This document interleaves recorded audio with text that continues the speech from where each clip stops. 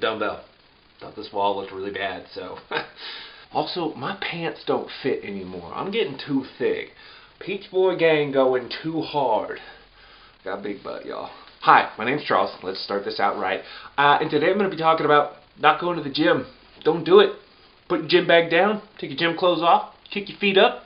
Actually, put your feet back on the floor. Go for a nice walk. But yeah, don't go to the gym. You want to know why? You want to know why? It's deload time, baby. Deload. Deloading it. So I have decided to take an official deload for the first time in a while. I've had some accidental deloads for travel or work or whatever else has gone on that I haven't been able to work out, but I finally did it. I told my coach, I was like, look, my knees hurt, my elbows hurt, everything hurts. Mainly my knees and my elbows, so I need some time off from the gym. And he was like, yo, that's cool, man. Yeah, definitely. Like, what do you want to do? You want 50% it, or you want to take the whole weekend off? I'm gonna take the whole weekend off. I can't do this no more. I need an extra couple days to recoup. So let's talk about deloads. Deloads are incredibly important in your workout regimen. They're kind of like extended family. You see them a couple times a year, you enjoy it for 3 or 4 days, and then you go back to what you were doing. So the point of a deload is to have an extended period of rest to allow your muscles to recover, your ligaments, your knees, whatever needs to recover. You have an extended period of time where you're not putting excess stress on it so that it can recover, and that you're going to go back into the gym and you're going to hit it even harder, and you're going to be like, whoa, I didn't know I was this strong. So muscles are not built in the gym. Muscles are quite literally broken down in the gym. Building of muscles happens when you're not working out. Happens in your recovery time. The 16 hours. 16 hours. Whoa, are you working out for 8 hours a day? The 22 hours you're not working out, that's your recovery time, especially when you're sleeping. So during a deload, you're giving yourself an extended period of time for your muscles to recover, to continue building stronger and bigger. You get back to 100%, because if you've been going hard for several months, your body is broken down. It's worn down. Like I said, I knew I needed to take a deload because my knees were hurting like all the time. I would do simple stuff and be like, ooh, oh dang, okay, didn't think I was doing anything there, but apparently I was. So that extended period of time for your muscles to recover allows you to go into the gym whenever your deload is finished, and you're going to feel a lot better, you're going to feel a lot stronger, a lot more motivated. At least that's what it does for me. Hopefully it does that for you too. But make sure during your deload that you're not being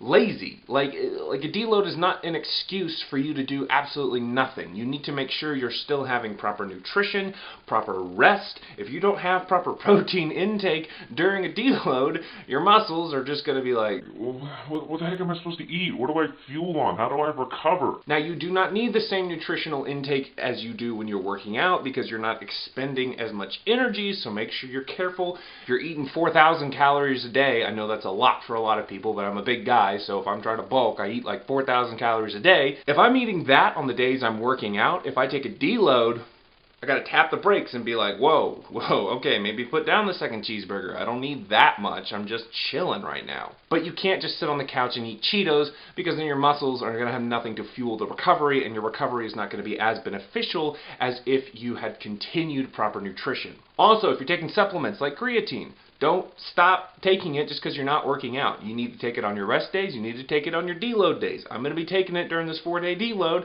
because your body needs to stay saturated in the creatine. And it has a bunch of other effects, positive effects, besides just muscle growth. I've seen some recent research where it does a whole lot more for you than just muscle growth. So like regular people should take it too, essentially.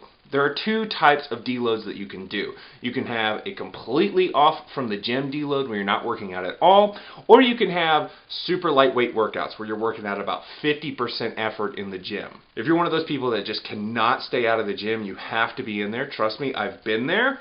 Do the 50% deload. Go in there, lift light weight. You're not trying to absolutely tear down your muscles. Maybe you're just going through the movements to remind yourself of form. Maybe you're just in there to keep yourself loose, but do not lift heavy. 50% to 70% effort max is what you're doing. Or if you take the route that I'm doing right now, where I'm not going to the gym at all, it's a complete deload, no weights whatsoever, that's great too. That's totally fine. I used to never take deloads. I didn't even know what they were until about a year ago. So I wouldn't take them. I would just be into the gym 5, 6, 7 times a week, wearing my body down to the point I would hurt something bad and I wouldn't be able to work out properly for a long time, and I forced myself into taking time off because I'd injured myself, and that's not fun. Working in deloads, working in proper rest and recovery time to keep yourself healthy, to keep yourself safe, to keep yourself injury free is crucial.